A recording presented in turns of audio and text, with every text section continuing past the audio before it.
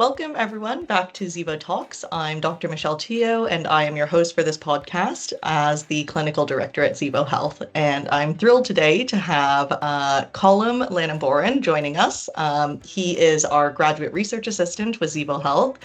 Colm is currently completing a PhD in cognitive psychology. He has a certificate in mindfulness-based stress reduction, as well as a diploma in cognitive behavioral therapy. And alongside that, he brings a wealth of experience in applied research methods and teaching and lecturing psychology students, as well as clinical training in neuropsychological assessment. So you are very welcome, Colm.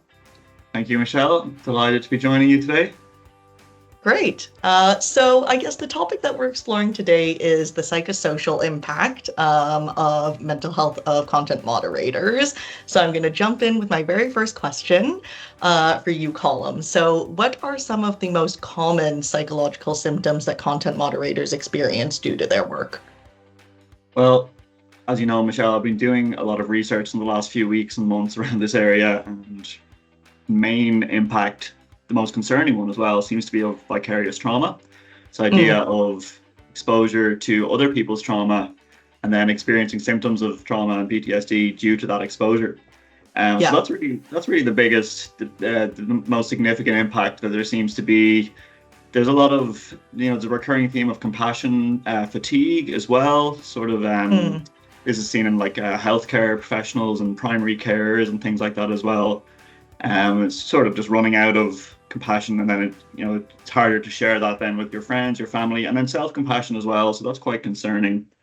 Burnout is the other big one too, probably related to the vicarious trauma, the long hours, the constant cognitive engagement with the material. It's a very demanding role. There's a lot of concerns about burnout, and some of the papers that I've been reading around content moderation, there's not too many, but there's a great paper by Ruth Spence. Steger has a great paper as well. Ruth Spence talks about how vicarious trauma and burnout especially are very cumulative, and they build up slowly over time. So it's not sort of an instant thing. A lot of the time it can creep up on people, and if there's a lack of awareness around it, it can be really hard to catch. So I think they're sort of the main impacts. The symptoms that come out of that can present very differently from person to person: anxiety, depression, like low mood, increased loneliness, sleep difficulties. It depends on the individual, the impact can be had. Some people cope quite well, but in the majority of cases, at some point in time, due to the accumulation, there is some concerning impacts. Yeah, absolutely. And, it's a lot of what we see when we're engaging with content moderators, whether that's in like one-to-one sessions or, through the kind of peer support groups that we offer, or even the training and education that we offer, right? It's like you're saying, those cumulative effects that people maybe don't really realize are impacting them. And then all of a sudden it's like, oh, I'm absolutely exhausted. I have no motivation to go to work. I'm finding it really hard to get through my tickets during the day. I don't really want to socialize with my colleagues. And those are all kind of like the key indicators that someone's feeling burnt out or experiencing compassion fatigue or even approaching vicarious trauma. So I wonder from your perspective in the research that you've seen, how might some of these impacts be mitigated or prevented? Yeah, so there's not too much, it's not really any, as we know, literature that's directly on what we can do for content moderators. A lot of it is taken from related fields, related industries. There's only 2 or 3 papers maybe in the last few years that have actually been studies that have analyzed data directly from content moderators. But it does seem from those studies that have been done on content moderators, and also from related industries like journalists who are, might experience vicarious trauma, or like emergency service workers. There's primary intervention, which would be before you begin the work, building resiliency skills and mental health awareness, even just being aware of the impact that can be had, like we said, especially for content moderators. It's cumulative. So if you're not aware that these impacts, or these symptoms, that you could have them, you're less likely to notice them in the first place and go seek the support that you need. So that's primary intervention, which Steger in their 2021 paper highlight as the most important for mitigating risk. It's the most effective level of intervention. There's secondary intervention then, which will be after the onset of symptoms. Probably just building further resiliency, maybe some mindfulness skills, cognitive behavioral therapy skills to sort of cope. So not going to be as effective as the primary intervention, but obviously will be needed in many cases. And then finally, tertiary intervention, which would be, severe cases or where the secondary intervention doesn't work and there's psychotherapy needed or some sort of clinical intervention. That seems to be the three levels of intervention.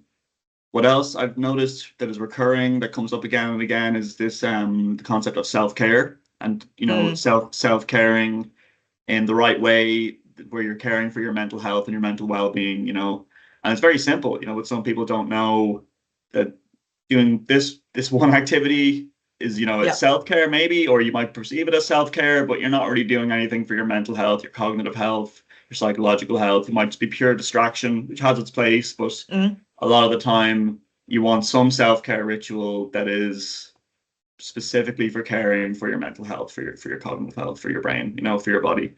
So that seems to be recurring quite a bit. And it seems to be quite an important element in mental health, especially for content moderators.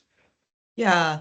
And I think the important thing that people maybe don't realize is, as much as the content itself can really impact a content moderator, when we're talking about psychosocial risks, we're also talking about everything that kind of surrounds them in their work environment. So when you're saying things like their physical health and their cognitive health, we've spoken a lot about that sense of cognitive dissonance sometimes in the work that they're doing. So could you even speak a little bit about that, just in terms of the elements that aren't necessarily the content itself that might be impacting people? Yeah, I think cognitive dissonance is a sneaky one. People sort of think about the vicarious trauma, they think about the burnout, and they are significant and maybe have more of an obvious impact on mental health. But cognitive dissonance is definitely a big issue for content moderators, because they have to look at this content, especially around maybe we see a lot of trauma and burnout coming from very egregious content like violence, abuse, assault. You might get more cognitive dissonance from disinformation, misinformation, political rhetoric, world news, sort of free speech, ethical dilemmas, more areas like this which challenge, beliefs, where content moderator has to hold a belief in their mind. This is what cognitive dissonance is, that they hold a belief or an idea or a value, and it might clash with their own beliefs or values. That can cause intrusive memories. It can linger on your mind. It can be difficult to grapple with, and then you're doing that multiple times a day, over and over and over again.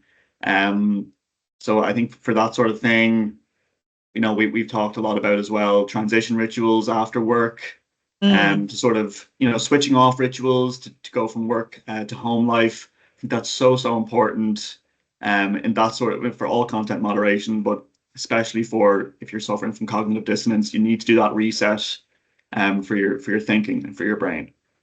Yeah, and it's one of, I suppose, the big markers of vicarious trauma is that kind of shift in your worldview, that it becomes quite negative. You kind of have that perception that everyone might be a bad actor out there, that there's not a lot of good people left in the world. And we used to say this to moderators all the time. They're sitting in front of the screen and they're seeing 80% of all of the terrible things that are happening in the world, and it can really narrow your focus so that you have this kind of negativity bias, whereas there's probably another 120% of people outside of that online sphere that are actually, just living their everyday lives, doing things as normal people, not doing anything to harm other people. But it's really easy, I think, to kind of get kind of siloed and look only at the negative when you're faced with it every single day. So, I think it's important for people to realize that, as much as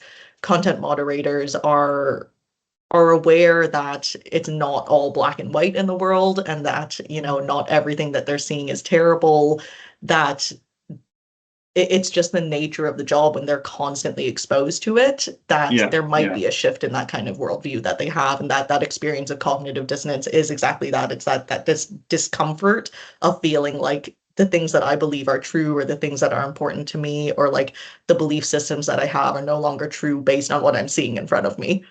Yeah, yeah, yeah, and they're going to be, exposed to the most extreme ideas. I would wager as well. Mm, So it's definitely disproportionate to the ideas that are actually out there in society, and that is something that shows up again and again in the literature that we do have. Like in Ruth Spence's paper, there's negative changes in worldview. I think from all the moderators that they collected data yeah. from. Um, you know, here's a line: more general changes in cognition were evident with the exposure to disturbing content leading to the development of a more negative worldview. That's directly from her paper. Mm, Um, you think about sort of hypervigilance, hyperarousal. There's the fight or flight response is sort of activated a lot. And this can just transfer mm, over to your everyday life, to being overly concerned about your loved one's safety because you're witnessing violent content all day and you're afraid that, they're yeah. going to go out and get mugged or robbed because you've seen that 100 times in the last week. Mm, Or, if you're engaging with child exploitation material, there's some excerpts as well from Ruth Spence's research where a content moderator found it difficult to be around their niece or their nephew because they were yeah. concerned for their safety. And it may be a lesser example from that paper as well. I think it was someone who had a pet dog and they loved their dog and they Yeah. couldn't deal with animal cruelty content. And then out and about as well. It's like you have this hyper vigilance towards the Mm, safety of other humans or animals even. So that's a negative change in worldview, and that's not yeah. pleasant to be constantly on that sort of high alert. So I don't know what's the answer to that, or how can that be mitigated? Do you think like psychoeducation, I believe, like awareness, like Mm, the cognitively restructuring, like refocusing on the fact that you're doing good, that you're protecting people? I'm not sure. yeah. What do you think there? Yeah, I mean, like, I guess the one of like, I guess the biggest pieces that maybe we've learned over the last 6 years working with moderators is, there's a lot of kind of confidentiality and secrecy around the job, right? And so, Mm, they may not be able to talk to like friends who don't work in content moderation about the work that they're doing. They may not be able to talk to family members and maybe also don't want to, because they don't yeah. want to expose other people to the harms that they're seeing, even vicariously. So, having things like peer support groups where they can sit together as content moderators, even with their management teams, or with like their HR teams, or anyone who's kind of supporting them in the business, and having it facilitated by a mental health professional. It allows them that kind of group therapy space to process everything that they're viewing and to kind of tackle some of those beliefs in that group setting, and to really, I think, just kind of let it out. Because if, like, we know this with all psychological processes, right? The more that you hold it in, the more that you try and suppress it, the more that you try and minimize the impacts, the more it's going to actually impact you in the long term. And so Mhm. giving them that space where they can really air it all out, where, like you're saying, if it's part of a transition ritual at the end of the day, at the end of a shift, to have like a decompression session, or like a closeout group where they can just end their day to let it all out before they go home. That can be really beneficial in helping people manage that kind of negative worldview and kind of reset. And like you're saying, do a little bit of that cognitive restructuring before they get home for the end of the day and need to go, spend time with their children, spend time with their family, Yeah. spend time with their friends. No, absolutely. I think that's so important for a role like this. You want to try and go home feeling good. And if Yeah. you can have your debrief, sort of reorient or reinterpret any sort of negative feelings or triggers that you've had over the day, um, imperative to enjoying the rest of your day and to being there. If you have a family or whatever. Yeah, Yeah. absolutely. With 7 years of industry experience, Zevo Health brings a wealth of expertise to the table, ensuring top-tier care at every stage of your moderators' careers. Our network of licensed mental health professionals ensures that your moderators are in capable hands, equipped to handle even the most challenging situations they may encounter. From recruitment to leaver intervention, Zevo Health provides comprehensive support, personalized therapy sessions, and immediate care for distressing content encounters. But our commitment doesn't stop there. We conduct regular check-ins and surveys to track changes in well-being, refining our services based on feedback and data-driven insights. Compliance and care are paramount to us. We stay ahead of global regulations and regularly update our clinical protocols to ensure the best possible care for your team. By partnering with Zevo Health, you're not just investing in your moderator's well-being, you're safeguarding your brand integrity and reputation. Our standards create a safe, respectful environment for moderators, reducing the risk of negative publicity and reflecting positively on your company. Our intuitive therapy management platform makes it easy for moderators to book and manage sessions with seamless integration for both online and in-person sessions. Real-time support is available anytime, anywhere, with access to mental health resources and flexible solutions that fit their demanding schedules. Zevo Health believes in continuous learning and engagement, offering a wealth of educational resources and fostering a supportive network of moderators empowered to thrive in their jobs. Join the growing number of companies who trust Zevo Health to support their content moderators and elevate their company culture of care. Contact us today to learn more about how we can tailor our services to meet your team's unique needs. With Zevo Health, your moderators will feel valued, empowered, and ready to take on any challenge. ZevoHealth.com. So I suppose, like when we think about content moderators trying to access support, they often face significant barriers when trying to seek support from the platforms that employ them. So what are maybe some of the key challenges that they encounter? And do you feel that there's any policy changes that could help address these issues? Well, yeah, like content moderation, as we know, is a fairly new role. It's a fairly new role. It hasn't been around for too long. Maybe with when Facebook first started up, or even like MySpace or something, we started to have content moderators. But then the research on content moderators wouldn't have started for quite a while after that. And companies' policies can be even slower to follow any research that might come out. So I don't think that current policies are maybe specific enough for content moderators. They might be sort of for the company in general. Now, I could be wrong. You have more knowledge than me, Michelle, around policy and content moderator policy. A wealth more than me, I would say. But it does seem like they're a little bit vague. They're maybe for the whole like TNS area, or maybe for the whole organization, and they're not specific for content moderators who have a very unique role. So they need unique policy. And they need like really clear guidelines for how they should seek support and what they should do in certain scenarios. And a lot of the feedback from the qualitative data that Spence collected as well sort of indicated that those structures weren't in place, at least when this data was collected. Moderators felt like they couldn't seek support. Some of them did anyway. Because it might reflect poorly on them, that they're not able to do their jobs, that it's having, these adverse effects are actually them not being able to do their jobs, which is not going to result in, any sort of good mental health or mental well-being. Often, I think maybe non-disclosure agreements are signed. Maybe this prevents moderators from discussing or sharing any concerns that they have publicly. It limits transparency, and it might, even if it's not preventing moderators from seeking support, it's going to put a question mark in their head and maybe prevent them from going on and doing that, even if it doesn't explicitly say that they can or can't.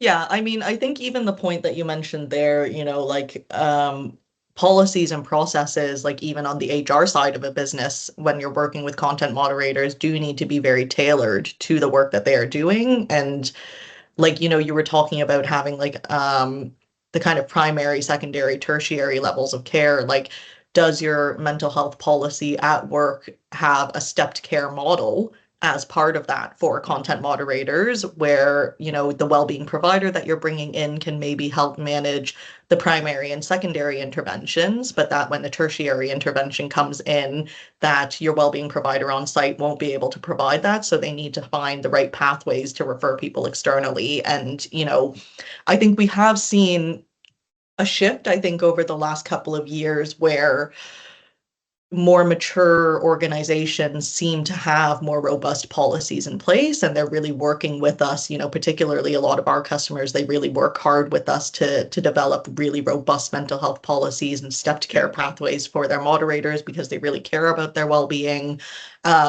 And I think what I'd like to see is just the industry really recognizing that as a whole, and that every employer, no matter how big or small, whether you have 2 moderators or whether you have 1,200 moderators, that you have a policy in place and you have a stepped care model in place for your moderators, and that they're told at the outset that this is what's in place for you. This is how you access your primary interventions, your secondary Yeah. interventions, your tertiary interventions, and that it's not going to impact whether or not you keep this job.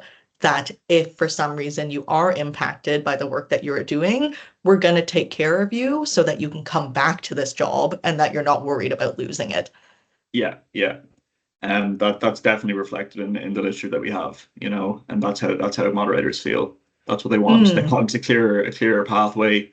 Um, I think recurring as well was that how beneficial breaks can be, but also that moderators were sort of afraid to take breaks because they often have very high sort of accuracy quotas and yeah. just quote like high quotas in general of the amount of work they need to get done. So it sort of discourages breaks and can be a bit contradictory to, take a Mm, break if you need it, but if you take a break, you're going to then have lower productivity, and that's not good.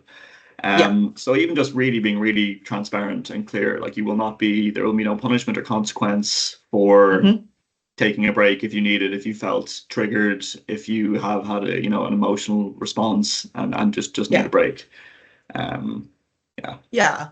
And I think, like if we consider the wider kind of ecosystem that surrounds moderators, right? Like that's your HR function that is maybe helping to manage that when people are moving into a stepped care model.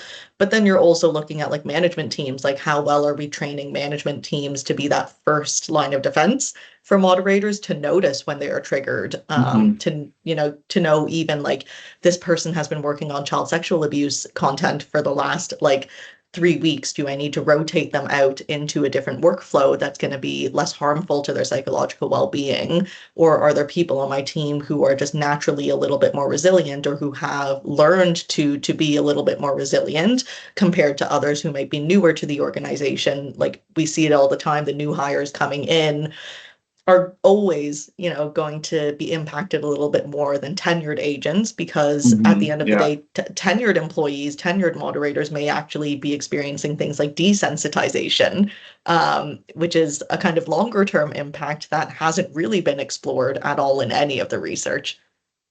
Yeah. Yeah.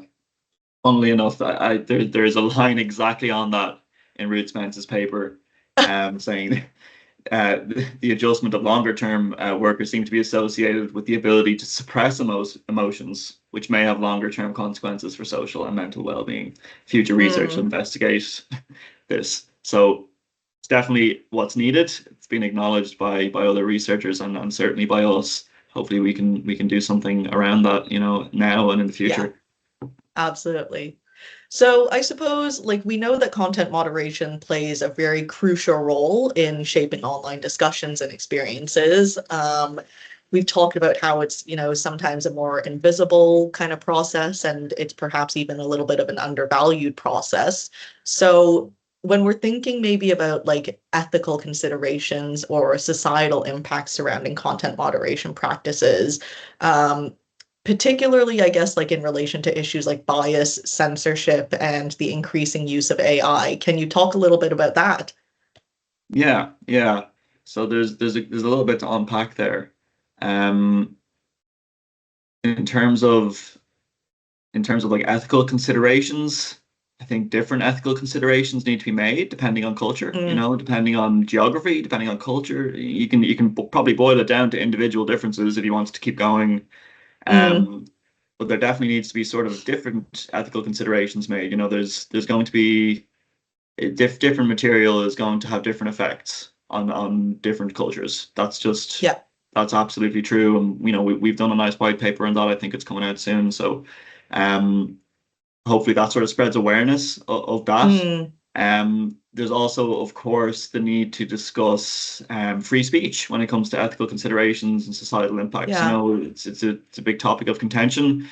We want people to be able to speak freely, but we also have to make sure that the internet is safe and Mm, isn't going to, harm people. So this is a huge task for content moderators, and yeah. they're going by policy, which might not be clear on Mm, whether content needs to be kept up or taken down. Then there might be left to their own resources with an ethical dilemma like that. They could be experiencing a great deal of cognitive dissonance in such a circumstance yeah. as well. Um, Ethical dilemmas. I don't know if there are workflows specifically for dealing with ethical dilemmas, but I would imagine if there is, then you'd sort of run into problems like decision fatigue because you're just making these complex Mm, decisions over and over again, all day. And of course, whether you keep something up, it's like an ethical dilemma. There's going to be a moral implication whether you do or don't keep, up an idea or a political idea or political rhetoric. yeah. There's moral implications to taking it down, and there's moral implications to leaving it up. So Yeah. I mean it even reminds me, like, I think the really obvious one, right, is around like political rhetoric or, yeah. like anti-LGBTQ sentiments, things like that. And I suppose like with the election cycles going on nationally at the moment. That's like a really big piece of it. But it was interesting because I once had a moderator who, and this was completely unexpected, and I think people maybe don't realize that this could present as like an ethical dilemma for someone, but they were just working spam content. So, every Uh-huh. so often, like if you're going on Instagram or if you're maybe going on TikTok or whatever, you look in the comments and there's like just people spamming the comments, right? Mhm. Um, and they were having a really hard time because there was one particular account that was continuously spamming people, but it wasn't actually violating the company policy. And Mhm. so they had no choice but to leave the comments up. And they were, really grappling with it because they were like, I know that this is not Yeah. appropriate online behavior. I know it's annoying for other users. I know it's really frustrating, but I can't do anything about it because it just doesn't align with the policy. And it's a very odd sort of like ethical dilemma to be faced with. Like, I want to take this down because I know it's bad. But at the end of the day, I can't because the policy says I can't. And it's a very sort of like innocuous situation that you wouldn't really think about as causing an ethical dilemma, because Yeah. when you think Mhm. about political rhetoric, it's really obvious that there are ethical dilemmas with that. But I think it's really interesting to think about it from that perspective. It could come into any workflow, any abuse area, and you might not even realize it until you hear it from a moderator. Yeah. Yeah. Like it's really such a simple clash between the policy and the individual's beliefs or values, and there's not great depth to that or complexity when you think about it. Like, but Mm, it's at the same time, it is somewhat of an ethical dilemma. Do they keep that sort of thing up or do they take it down? And they've got no basis, I suppose, to take it down other than they know yeah. that it's bothering people and it should come down. I hadn't thought of such a situation before. Yeah. Um, But I know also like, things like you're talking about beliefs, attitudes, values. You've mentioned like the mere exposure effect before. uh-huh. So do you want to share a little bit about that? So the mere exposure effect is very simple. It's just the more you are exposed to something, the more it can influence or impact your beliefs Yeah. or your attitudes or your underlying values. Um, and it can be quite, I don't know if dangerous is the right word, but it can certainly be impactful if you're not aware of the mere Mm, exposure effect. Um, I think for content moderators, hopefully a lot of the risk of their, beliefs being impacted is mitigated by their awareness of that this is the job. These are not my beliefs. This is clearly someone yeah. else's. But there does need to be sort of reminders and psychoeducation around the mere exposure effect. I think that Mm, alone would reduce risk of any sort of major alterations of worldview or of underlying core beliefs. Um, but I think especially in work like we've been looking at red teaming recently, AI red yeah. teaming. I think it's especially important the mere exposure effect in that type of work where you are trying to red teaming is basically you're trying to trick the AI into thinking that Hmm. you're a bad actor on the internet and to produce egregious content. Um, So that is certainly more, I think, a more potent recipe Yeah. for the mere exposure effect to actually have an impact than just sort of reading or viewing content specifically. Yeah. But while we're on that, while we're on the mere exposure effect and how your belief systems can be altered, I think it's important to touch off, political issues again. Um, there is some really good research out there that shows that political opinions and issues specifically um, cause an emotional reaction, an emotionally charged response at the level of the brain. Like we don't have control Mm. over this; it's automatic. So when people are presented with political ideas or issues, they have an emotionally charged response. And it's going to be, linked to cognitive dissonance. It's going to be a larger response if it clashes Yeah. more with the beliefs that they already have. Um, there's a great paper by, I think it's pronounced Backer, from 2021. It's around the hot Mm. cognition hypothesis. Maybe we can link it after this. But it's called the hot cognition hypothesis. The fact that Mm. political issues are emotionally charged and we don't have control over this. So now you can imagine that if you are dealing with those issues over Yeah. and over and over again, and you're having this emotionally charged response however many times a day, like what impact is that going to have? We don't know yet. We really Yeah. don't know. But it could certainly, have an impact on your worldview. Yeah. And it could certainly have an impact. It can certainly cause burnout. Yeah. Absolutely.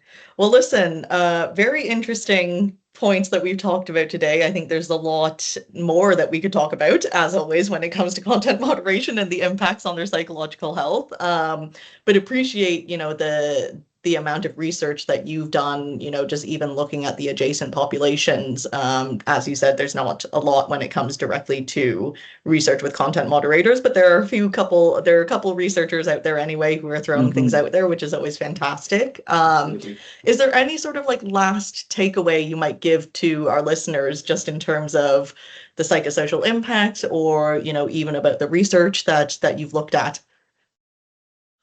Well, I am coming from a research perspective here, so I don't Mm. have like real life experience of content moderation.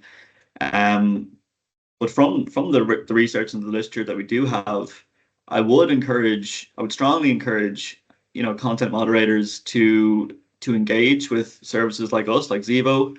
Mm. We know that there are ways to mitigate these risks.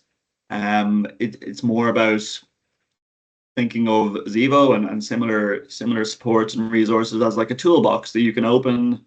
You can Yeah. decide which mental health support works for you. It's not about, forcing people to engage with Yeah. mindfulness. If that's not for you, it's not for you. Maybe CBT will suit you better, DBT, ACT. There's a whole range of options. We cater to all of them.